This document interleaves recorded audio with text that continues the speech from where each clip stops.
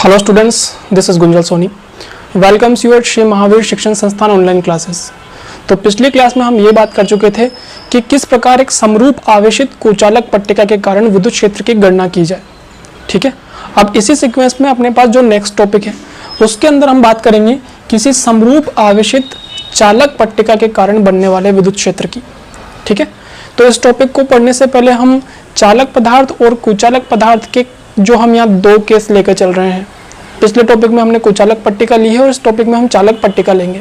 तो चालक पट्टिका और कुचालक पट्टिका में ऐसा क्या डिफरेंस है जिसकी वजह से इन दोनों के कारण बनने वाले विद्युत क्षेत्र अलग अलग होंगे। तो सबसे पहले हम इस पॉइंट को क्लियर कर लेते हैं।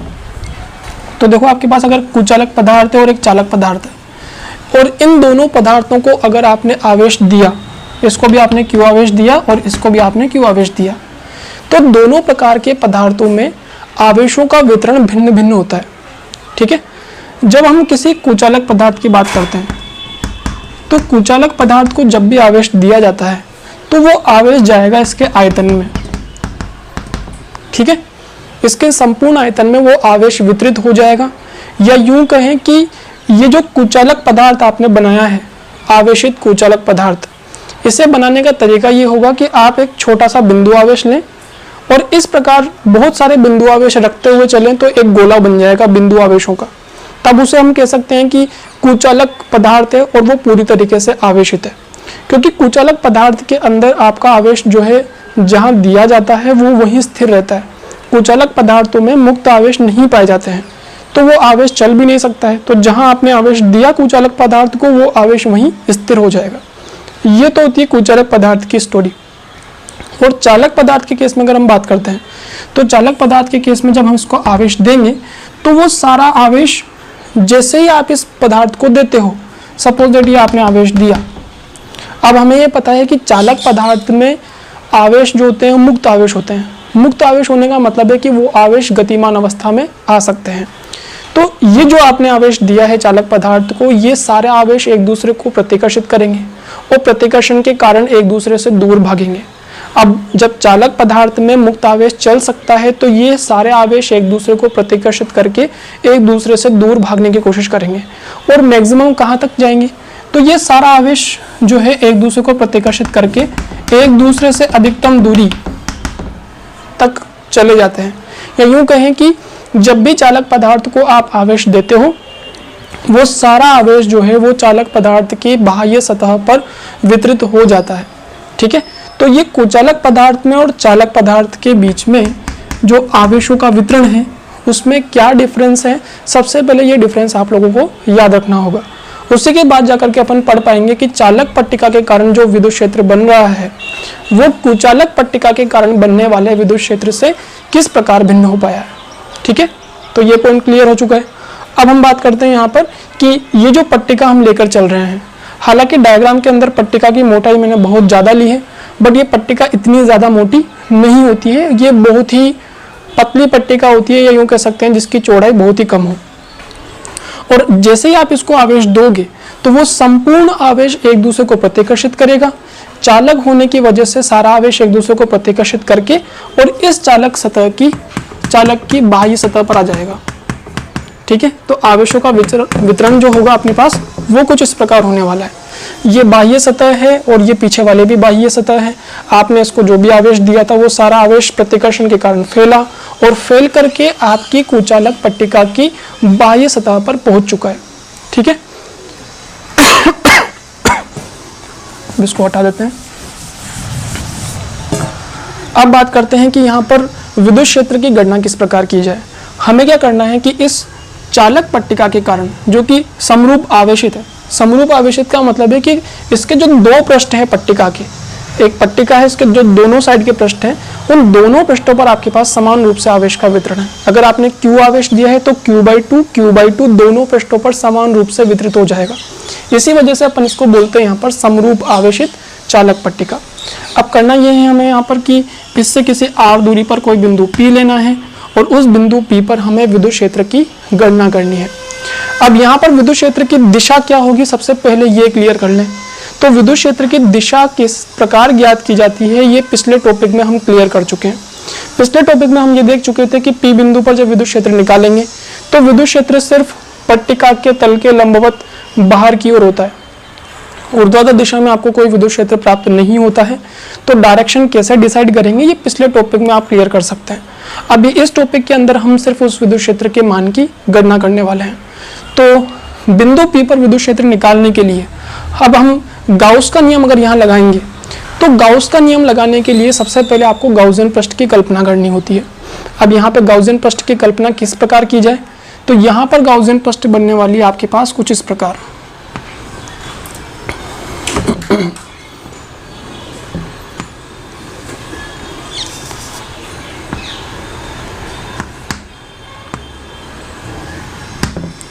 ये आपने यहाँ पर चालक पट्टिका के लिए गाउसियन पृष्ठ की कल्पना कर ली है।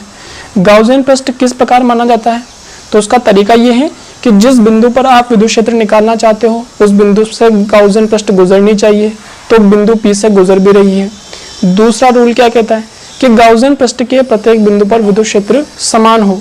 तो आप देख सकते हो कि गाउसियन पृष्ठ के इस वृत्ताकार भाग पर किसी भी बिंदु पर आप विद्युत क्षेत्र निकालो तो विद्युत क्षेत्र समान ही मिलेगा, क्योंकि हर बिंदु की इन आवेशों से दूरी सेम है और विद्युत क्षेत्र दूरी पर निर्भर करता है। तो दूरी में अगर कोई परिवर्तन नहीं हो रहा है तो निश्चित रूप से विद्युत क्षेत्र का मान भी यहाँ के प्रत्येक बिंदु पर समान रहेगा। तीसरा पॉइंट यह है कि या तो विद्युत क्षेत्र आपका क्षेत्रफल सदिश के लंबवत हो या फिर उसकी दिशा में हो। ये तीसरा रूल कहाँ अप्लाई हो रहा है वो देखें। तो ये तीसरा रूल अप्लाई करने से पहले एक बार मैं क्षेत्रफल सदिश प्रदर्शित कर देता हूँ। ये आपके पास वृत्ताकार भाग है और क्षेत्रफल सदिश होता है तल के लंबवत बाहर की ओर। तो ये तल के लंबवत बाहर की ओर S1 वेक्टर आपका क्षेत्रफल सदिश हो गया। दूसरा क्षेत्रफल सदिश यहाँ पर अपन लेते हैं तो ये हो जाएगा आपका S2 वेक्टर। ये भी तल के लंबवत बाहर की ओर है, ये भी तल के लंबवत बाहर की ओर है। और तीसरा क्षेत्रफल सदिश होगा S3 वेक्टर, ये भी है तल के लंबवत बाहर की ओर। क्योंकि आपके इस बेलनाकार गाउसियन पृष्ठ में तीन प्रकार के पृष्ठीय क्षेत्रफल हैं, दो तो वृत्ताकार हैं और तीसरा ये वक्राकार है। तो आपको तीनों ही क्षेत्रफलों के क्षेत्रफल सदिश प्रदर्शित करने हैं जिनकी दिशा तल के लंबवत बाहर की ओर आपको लेकर चलनी है। अब विद्युत क्षेत्र की बात करें तो विद्युत क्षेत्र प्लस आवेश के कारण दूर की ओर होता है, तो इधर विद्युत क्षेत्र की दिशा ये होगी और अगर यहाँ देखें तो विद्युत क्षेत्र की दिशा इस प्रकार होगी। मैं अभी सिर्फ इस वाले पृष्ठ की वजह से विद्युत क्षेत्र की बात कर रहा हूँ। पीछे वाला जो पृष्ठ है आवेशों का वो भी विद्युत क्षेत्र बनाएगा, मगर उसकी बात हम बाद में करेंगे। तो अभी जो पहला पृष्ठ है उसने विद्युत क्षेत्र बनाया तो वो सभी दिशाओं में निकलेगा, इधर भी प्लस x डायरेक्शन में और माइनस x डायरेक्शन में, दोनों दिशाओं में। ठीक है, तो ये विद्युत क्षेत्र की बात हो गई। तो अभी तक हमने गाउसियन पृष्ठ बना ली है और गाउसियन पृष्ठ बनाने के बाद उसके जितने भी पृष्ठीय क्षेत्रफल हैं उन सबको क्षेत्रफल सदिश देना था, वो दे दिया है। विद्युत क्षेत्र की दिशा क्या होगी वो डिसाइड हो चुकी है। अब आपको क्या करना है कि इस पूरे गाउसियन पृष्ठ से निकलने वाले कुल फ्लक्स की गणना करनी है। तो कुल फ्लक्स की गणना करने के लिए हम क्या करेंगे कि एक एक पृष्ठ जो है, अलग अलग पृष्ठ, इनसे कितना फ्लक्स निकल रहा है वो कैलकुलेट करेंगे और उसके बाद जितने भी पृष्ठ इसमें उपस्थित हैं सभी से निकलने वाले फ्लक्सों को योग करके और इस गाउसियन पृष्ठ से पास होने वाला कुल फ्लक्स हम कैलकुलेट करेंगे। तो सबसे पहले मैं गणना कर रहा हूँ यहाँ पर पहले पृष्ठीय क्षेत्रफल, वृत्ताकार पृष्ठीय क्षेत्रफल S1 से निकलने वाले फ्लक्स की।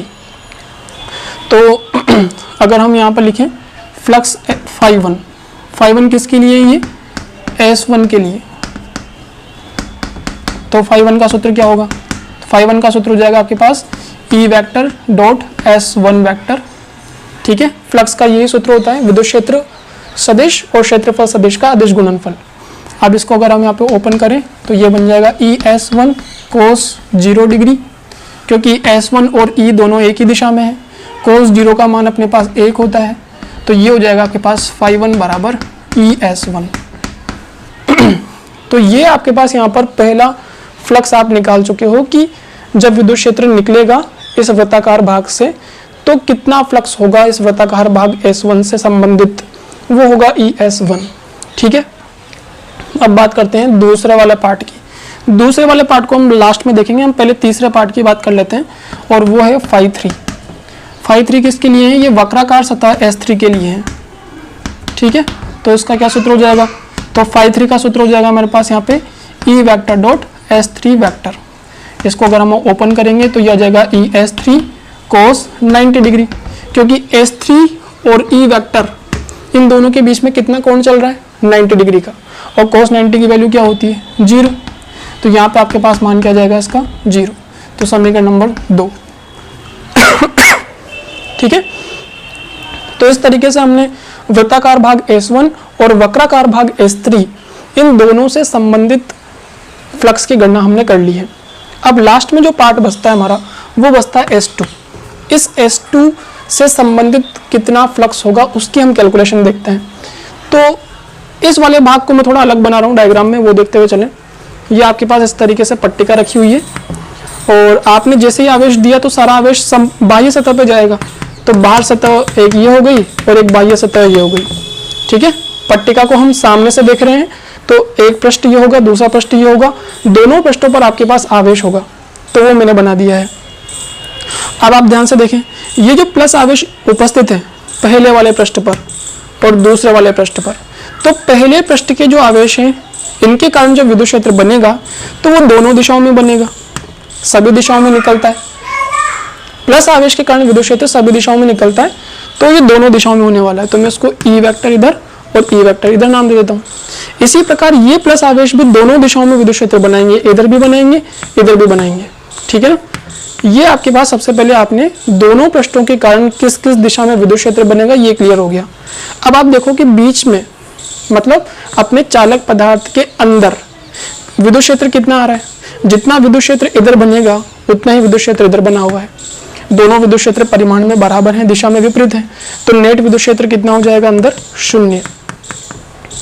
ठीक है, तो ये एक बहुत इंपॉर्टेंट कंसेप्ट है। जब भी हम किसी चालक पदार्थ की बात करते हैं तो उस चालक पदार्थ के अंदर सदैव विद्युत क्षेत्र 0 ही होता है। ये आपको हमेशा याद रखना है। यहाँ पर आप इसको प्रूव भी कर पा रहे हैं और ऐसे जनरल तरीके से भी देख सकते हैं। चालक पदार्थ है, आपने आवेश दिया, अब यह आवेश क्या है, एक दूसरे को प्रतिकर्षित करेगा। चालक के अंदर आवेश चल सकता है, तो प्रतिकर्षण के कारण ये सारा आवेश कहाँ जाएगा, बाहर। ठीक है, अब किसी बिंदु पर अगर हम विद्युत क्षेत्र निकालना चाहें जो चालक के अंदर है, तो देखो इस प्लस आवेश के कारण विद्युत क्षेत्र की दिशा ये होगी, इसके कारण ये होगी, इसके कारण इस दिशा में, इसके कारण इस दिशा में। तो यहाँ पे जो नेट विद्युत क्षेत्र होगा वो कितना हो जाएगा आपका, 0। तो चालक के अंदर हमेशा विद्युत क्षेत्र का मान 0 होता है। ठीक है ना, क्यों होता है, क्योंकि सारे आवेश जो हैं वो एक दूसरे को प्रतिकर्षित करके और सतह पर चले जाते हैं। तो वहां पर आपके पास विद्युत क्षेत्र का मान कितना हो जाएगा, 0।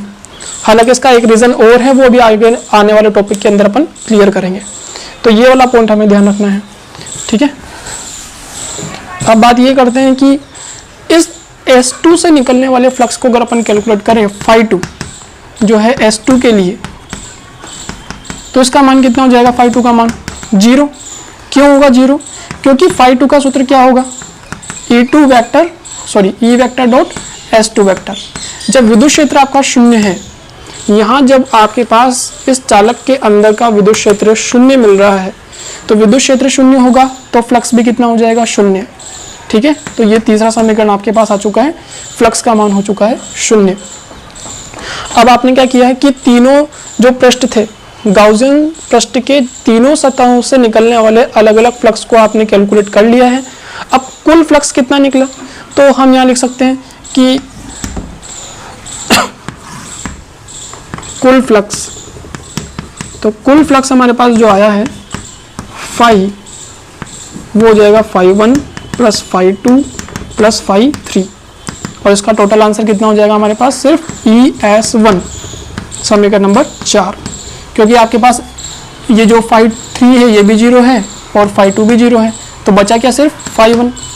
ठीक है, तो उसका मान कितना आ गया, ES1। अब ES1 का मान रखने की आवश्यकता नहीं है, इसे हम बाद में देखते हैं। अब ये जो कुल फ्लक्स आपने निकाला है, इसे आपने निकाला है यहाँ पर कूलाम के नियम से, क्योंकि फ्लक्स का जो सूत्र है E vector dot S vector, ये कूलाम के नियम के अनुसार ही आता है। अब हमें क्या करना है, गाउस के नियम से इस फ्लक्स की गणना करनी है। तो गाउस के नियम को अगर अपन अप्लाई करें तो हम यहाँ पे लिखेंगे गाउस के नियम से। तो गाउस के नियम से फ्लक्स का सूत्र क्या होता है, कुल आवेश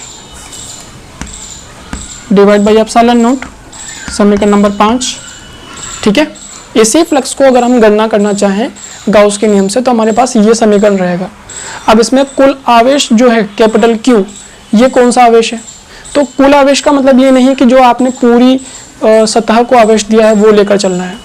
गाउस का नियम ये कहता है कि ये जो कुल आवेश है ये होगा बंद पृष्ठ के अंदर उपस्थित कुल आवेश। और बंद पृष्ठ के अंदर इसका मतलब एक वृत्ताकार भाग के अंदर जो आवेश होगा, सिर्फ उसी आवेश के कारण हम विद्युत क्षेत्र देख रहे हैं यहाँ पर। इस वृत्ताकार भाग या गाउसियन पृष्ठ के बाहर जो आवेश उपस्थित है उस आवेश से आपको यहाँ पर कोई मतलब नहीं है। ठीक है, तो इस कुल आवेश को हम पृष्ठीय आवेश घनत्व के सूत्र से रिप्लेस करेंगे। पृष्ठीय आवेश घनत्व क्या होता है? सिग्मा बराबर कुल आवेश डिवाइड बाई क्षेत्रफल। अब आप देख पा रहे हैं यहाँ पर कि इस का क्षेत्रफल कितना होगा, जितना S1 है जितना S2 है उतना ही ये होगा। ठीक है, तो मैंने यहाँ पर क्षेत्रफल में S1 ले लिया है, कुल आवेश डिवाइड बाई कुल क्षेत्रफल। ठीक है, अब यहाँ पे आपके पास जो कुल आवेश हो जाएगा वो हो जाएगा सिग्मा S1, ये कुल आवेश का मान हो गया। ठीक है, तो आपके पास फ्लक्स का सूत्र क्या बन गया? Sigma S1 divide by epsilon not, समीकरण नंबर 6। अब समीकरण नंबर 4 और समीकरण नंबर 6 ये दोनों समीकरण जो है वो एक ही चीज को प्रदर्शित कर रहे हैं। ये भी कुल फ्लक्स को प्रदर्शित कर रहा है और समीकरण नंबर 4 भी कुल फ्लक्स को प्रदर्शित करता है। ये गाउस के ये कूलाम के नियम से हैं और ये गाउस के नियम से हैं। तो आप क्या करेंगे? दोनों रिजल्ट को बराबर कर देंगे। जब हम दोनों रिजल्ट को बराबर करेंगे तो इसे मैं यहाँ लिख देता हूँ, तो ये हो जाएगा ES1 बराबर sigma S1 divide by epsilon not. S1 से S1 कैंसिल हो जाएगा और ये रिजल्ट बन जाएगा आपके पास E बराबर सिग्मा अपॉन एप्सिलॉन नॉट। ठीक है, दिख पा रहा है पूरा? ओके, तो ये आपके पास यहाँ पर विद्युत क्षेत्र आ चुका है जो कि किसी चालक आवेशित पट्टिका के कारण किसी बिंदु पर बनता है, सिग्मा अपॉन एप्सिलॉन नॉट। और यहाँ पर जो रिजल्ट मिला है उससे भी क्लियर है कि विद्युत क्षेत्र जो बनता है चालक पट्टिका के कारण वो दूरी पर निर्भर नहीं कर रहा है। ठीक है, वो सिर्फ एक ही चीज पर निर्भर करता है कि पृष्ठीय आवेश घनत्व कितना ज्यादा है। इसका मतलब आपने किसी निश्चित क्षेत्रफल को, निश्चित पट्टिका को कितना ज्यादा आवेश दिया है। जितना ज्यादा आप आवेश दोगे, जितना ज्यादा आवेश उतना ज्यादा पृष्ठीय आवेश घनत्व, और जितना ज्यादा पृष्ठीय आवेश घनत्व उतनी ही तीव्रता का विद्युत क्षेत्र वो पट्टिका बनाने वाली है। ठीक है, और दूसरा फैक्टर जो उसको प्रभावित करे वो एप्सिलॉन नोट है। एप्सिलॉन नोट क्या है? यहाँ पर निर्वात की विद्युतशीलता। तो अगर आपको मान लो यहाँ पर निर्वात नहीं दे बाहर, कोई माध्यम दे, तो फिर आप यहाँ पर एप्सिलॉन नोट के साथ एप्सिलॉन R भी यूज करेंगे जो कि पराविद्युतांक होता है माध्यम का। ठीक है, तो जब माध्यम आ जाए तो सूत्र हो जाएगा sigma upon epsilon note epsilon R। ठीक है, और अगर आपको यहाँ वो ग्राफ पूछा जाता है कि दूरी के साथ किस प्रकार परिवर्तित होगा विद्युत क्षेत्र, तो दूरी में और विद्युत क्षेत्र में जो ग्राफ होगा वो कुछ इस प्रकार होगा। दूरी के साथ विद्युत क्षेत्र में कोई परिवर्तन नहीं है।